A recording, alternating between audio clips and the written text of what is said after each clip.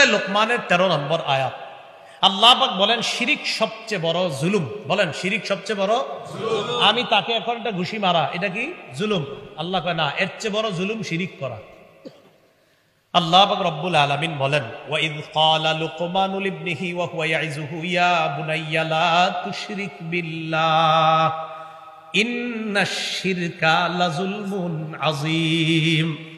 লোকমান তার সন্তানকে ওয়াজ করতে করতে বললেন, বৎস, ওয়াইজ ক্বালা লুকমানু লিবনিহি ওয়া হুয়া ইয়াইযুহু, সন্তানকে ওয়াজ করতে করতে বললেন লা তুশরিক বিল্লাহ, তুমি শিরিক করবা না, ইন্না শিরকা লাযুলমুন আযীম, শিরিক করা বড় জুলুম, শিরিক করা বড় পাপ।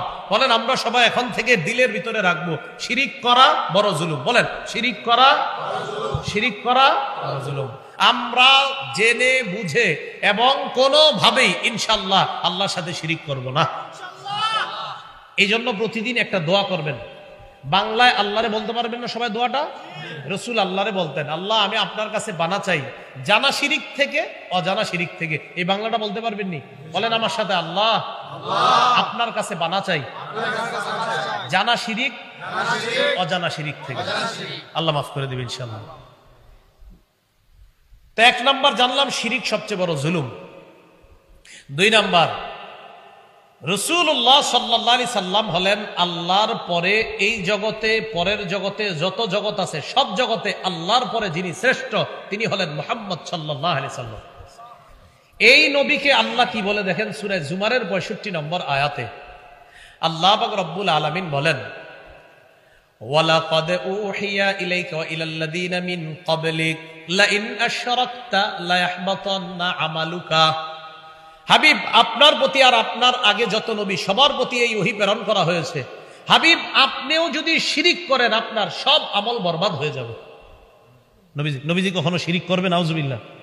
তাহলে আল্লাহ জানে যে আমার হাবিব কখনো শিরিক করবে না। নবীজিরে দিয়া আমাদেরকে বুঝাইতেছে যে দেখো আমার নবীর এত আমল, সেই নবীরে আমি বলতেছি নবী আপনি যদি শিরিক করেন আমল সব বরবাদ হয়ে যাবে, অতএব আমার আপনার কি অবস্থা হবে? তাহলে শিরিক করলে আমল সব বরবাদ। আল্লাহ আমাদেরকে হেফাজত করেন। আচ্ছা, এবার আমরা আরেকটা বর্ণনা জানবো। সূরা নিসার 48 নম্বর আয়াতে আল্লাহ বলেন শিরিক ছাড়া নিচের যত অপরাধ এগুলা তওবা করলে আল্লাহ মাফ করে দেয়। আর শিরিকের অপরাধ মাফের শর্ত হলো আজকে থেকে ওয়াদা করবেন আমি কোনোদিনও আর জেনে বুঝে আর শিরিক করব না, তওবা করবেন, তাহলে এটাও মাফ হবে। আল্লাহ বলেন ইন্নাল্লাহা লা ইয়াগফিরু আন ইউশরাকা বিহি ওয়া ইয়াগফিরু মা দুনা যালিকা লিমান ইয়াশা। নিশ্চয় আল্লাহ শিরিকের অপরাধ ক্ষমা করেন না, এর চাইতে নিম্ন অপরাধগুলা তওবা করলে আল্লাহ ক্ষমা করে দেন। আল্লাহ আমাদের সকলকে শিরিক থেকে টোটাল আমরা কখনো যেন শিরিকের চিন্তাও না করি, আল্লাহ হেফাজত করেন। এবার আরেকটা বিষয় জানবো আমরা। শিরিক যারা করে তাদের জন্য জান্নাত হারাম হয়ে যায়। মানে আপনি যদি শিরিক করা অবস্থায় মারা যান, বাস জান্নাত চিরতরে হারাম, আর জান্নাতে যেতে পারবেন না। সূরা মাঈদার 72 নম্বর আয়াতে আল্লাহ বলেন ইন্নাহু মান ইউশরিক বিল্লাহ, আল্লাহর সাথে যে ব্যক্তি শিরিক করবে ফাকাদ হারামাল্লাহু আলাইহিল জান্নাহ, আল্লাহ তার জন্য জান্নাত হারাম করে দেয়। ওয়া মাওয়াহুন নার, তার ঠিকানা হলো জাহান্নাম। নাউযুবিল্লাহ। শিরিক সবচেয়ে বড় অপরাধ। সহিহ বুখারীর 6861 নম্বর হাদিস, আব্দুল্লাহ ইবনে মাসউদ রাদিয়াল্লাহু তাআলা আনহুর বর্ণনা, ক্বালা রাজুলুন ইয়া রাসূলুল্লাহ আইয়ু যামবি আকবারু ইনদাল্লাহ। এক ব্যক্তি আল্লাহ রাসূলকে বললেন, হে আল্লাহর নবী সবচেয়ে বড় অপরাধ কোনটা? নবীজি বললেন সবচেয়ে বড় অপরাধ হলো আনতা দুআ লিল্লাহি নিদ্দান ওয়া হুয়া খালাকাকা, আল্লাহ তোমাকে বানিয়েছেন ওই আল্লাহর সাথে অন্য কাউকে সমকক্ষ নির্ধারণ করা সবচেয়ে বড় অপরাধ। আল্লাহ তোমাকে বানিয়েছেন, তার সাথে কাউকে সমকক্ষ নির্ধারণ করা সবচেয়ে বড় অপরাধ। সাহাবী প্রশ্ন করলেন সুম্মা আইয়ুন ইয়া রাসূলুল্লাহ, এরপর সবচেয়ে বড় অপরাধ কোনটা? নবীজি বললেন আনতাকতুলা ওয়ালাদাকা মাখাফাতা আইয়াতআমা মাআক, তোমার সন্তান তোমার খাদ্যে অংশগ্রহণ করবে এই ভয়ে সন্তান হত্যা করা। কিও সন্তান কয়জন? কয়েকজন, আরেকজন হয় না, কয় কে খাওয়াইবে? হ্যাঁ, লা তাকতুলু আওলাদাকুম খাশিয়াতা ইমলাক। আল্লাহ পাক রব্বুল আলামিন বলেন, তোমরা তোমাদের সন্তান দারিদ্রতার ভয়ে হত্যা করবা না। নাহনু নারযুকুহুম ওয়া ইয়্যাকুম। আরেক জায়গায় কয় নাহনু নারযুকুকুম ওয়া ইয়্যাহুম।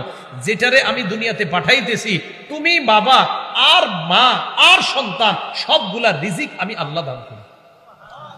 যে সন্তান তোমারে দিব এটা রিজিক আমি দিয়ে দিব, এটা হলো বিশ্বাস। তো আল্লাহ রসুল বলেন 2 নাম্বার সবচেয়ে বড় অপরাধ, আমার ছেলেরে কে খাওয়াবে, আমার ছেলে আমার টাকায় ভাগ বসাবে, এই ভয়ে সন্তান হত্যা করা, এটা সবচেয়ে বড় অপরাধ। সন্তান দারিদ্রতার ভয়ে হত্যা করা, এটা 2 নাম্বার বড় অপরাধ। ক্বালা সুম্মা আইয়ুন ইয়া রাসূলুল্লাহ। প্রশ্ন করলেন, হুজুর এরপর সবচেয়ে বড় অপরাধ কোনটা? নবীজি বললেন, আনতুজানি হালিলাতা জারিকা। তুমি তোমার প্রতিবেশীর সাথে ব্যভিচার করা, তোমার প্রতিবেশীর স্ত্রীর সাথে ব্যভিচার করা, এটা সবচেয়ে বড় অপরাধ। কোন মহিলার সাথে ব্যভিচার করা তো অপরাধ। রাসূল বলেন প্রতিবেশীর স্ত্রী, প্রতিবেশীর স্ত্রীটা তোমার কাছে মায়ের মতো ছিল, বোনের মতো ছিল, কিন্তু তুমি উল্টা মায়ের মতো বোনের মতো না দেখে তার সাথে তুমি ফুসলিয়ে কোনোভাবে তার সাথে অবৈধ কর্মে লিপ্ত হলা, এটা সবচেয়ে বড় অপরাধ। তো রাসূলুল্লাহ সাল্লাল্লাহু আলাইহি সাল্লাম 3 অপরাধের কথাই হাদিসে বললেন। 1 নাম্বার বললেন কি করা? আল্লাহর সাথে কাউরে সমকক্ষ নির্ধারণ করা, এটা সবচেয়ে বড় অপরাধ। শিরিক সবচেয়ে বড় কবিরা গুনাহ। সহিহ বুখারীর 2653 নম্বর হাদিসের বর্ণনা, আব্দুল্লাহ ইবনে আমর ইবনুল আস রাদিয়াল্লাহু তাআলা আনহুর বর্ণনা, তিনি বলেন, ক্বালা রাসূলুল্লাহ সাল্লাল্লাহু আলাইহি ওয়াসাল্লাম, আল কাবাইরু আল ইশরাকু বিল্লাহ। সবচেয়ে প্রধান কবিরা গুনাহ অনেকগুলা, এর মধ্যে বেশি প্রধান 4টা। বলেন, সবচেয়ে কবিরা গুনাহ অনেকগুলা, এর মধ্যে বেশি প্রধান কয়টা? 1 নাম্বার আল ইশরাকু বিল্লাহ, আল্লাহর সাথে শিরিক করা। 2 নাম্বার ওয়া উকুকুল ওয়ালিদাইন, পিতামাতার নাফরমানি করা। 3 নাম্বার ওয়া কতলুন নাফসি, অন্যায় ভাবে কাউকে হত্যা করা। 4 নাম্বার আল ইয়ামিনুল গুমুস, মিথ্যা শপথ করা। কি করা? কিও জুতা কত? 800, অন্য কাছ থেকে 850 নেই, তুমি বন্ধু মানুষ 800 দিয়ে দিও। আর কি কো দোস্ত, আল্লাহর কসম 790 দিয়া কিনা। কত দিয়া কিনা? আপনি সদরঘাট গিয়া খোঁজ নিয়ে দেন 200 টাকা দিয়ে কিনা। এটা না, বাস্তবে যদি হয় তাহলে ঠিক আছে, কিন্তু মিথ্যা যদি হন তাহলে খবর আছে। এই 4টা কবিরা গুনাহ সবচেয়ে বড় বললেন। 1 নাম্বার আল্লাহর সাথে শিরিক। দেখেন, খালি শিরিকের কথাই মনে রাখেন না, এটার পাশাপাশি অনেকগুলা কিন্তু অপরাধ জানতেছি আমরা, এগুলো অপরাধ, বড় বড় অপরাধ। আল্লাহ আমাদেরকে হেফাজত করেন। আজকে কি বার? শনিবার। কালকে পরের দিন সোমবার, সোমবারের পরের দিন মঙ্গলের পরের দিন, বুধের পরের দিন, আর সোম বৃহস্পতি। বলেন সবাই, এই 2 দিন। রাসূলুল্লাহ সাল্লাল্লাহু আলাইহি সাল্লাম বলেন, তু'রাদুল আ'মাল ফি কুল্লি ইয়াউমি খামিসিন ওয়া ইসনাইন। প্রত্যেক বৃহস্পতিবার আর সোমবারে বান্দার আমলনামা আল্লাহর কাছে পেশ করা হয়। সুবহানাল্লাহ। তো আল্লাহ আমলনামা দেখে, আল্লাহ তো সব জানে, সব দেখে। ফায়াগফিরুল্লাহু লিকুল্লি ইমরিইন লা ইউশরিকু বিল্লাহি শাইআ। আল্লাহ দেখে বান্দার কিছু ছোট ছোট অপরাধ আছে, ঠিক শিরিকের অপরাধ নাই, মাফ করে দেন। সুবহানাল্লাহ। নামাজ রোজা মোটামুটি ঠিক আছে সব, এমনি মাঝে মাঝে কিছু ভুল ভ্রান্তি হয়ে যায়, এমনি নামাজ ঠিক আছে আর সব ঠিক আছে, কিছু কিছু ভুল টুল আছে, তো শিরিক নাই, শিরিক নাই, মাফ। তাহলে সোমবার বৃহস্পতিবার আমার আমলনামা আল্লাহর কাছে যায়, টেনশনে থাকা যে আমার আমলনামার মধ্যে কোনো শিরিক যেন না থাকে, সে সর্বনাশ। আল্লাহ বুঝার তৌফিক দান করেন, আমিন। তাহলে কি বুঝতে পারলাম? সোম বৃহস্পতিবার আমলনামা, এই জন্য নবীজি সোম বৃহস্পতিবার রোজা রাখতেন। কেন? নবীজি কয়, আমি চাই আমার আমলনামা রোজা অবস্থায় আল্লাহর কাছে পেশ করা হোক। তাহলে এই হাদিস থেকে জানলাম আমরা, শিরিকের অপরাধটা আল্লাহ দেখলে এত রাগান্বিত হয়, মাফি করে না। শিরিক করছে, শিরিক নাই, তখন কিছু কিছু অপরাধ বান্দা করছে, ঠিক আছে মাফ করে দিচ্ছে, শিরিক মাফ করেন, শিরিক করেন না।